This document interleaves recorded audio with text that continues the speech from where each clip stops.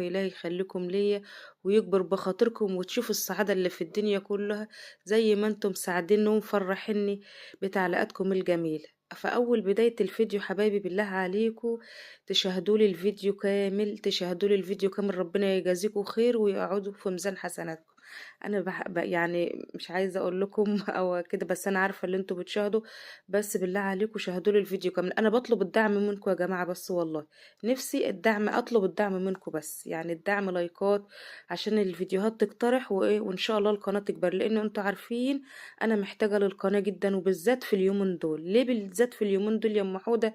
لان الرطوبة أثرت على الشقة جامد، بحس ان الرطوبة بتهلل من الشقة، بتوقع لي في الشقة خالص كده. كل ما اجي بس ندق مسمار في قلب حيطة نعمل حاجة، الاقي الحيطة بتقع، الاقي الحيطة بتتشرخ. فانا عمالة الصم فيها، لان اللي بيقول لي انقلي يا ام حودة انقلي،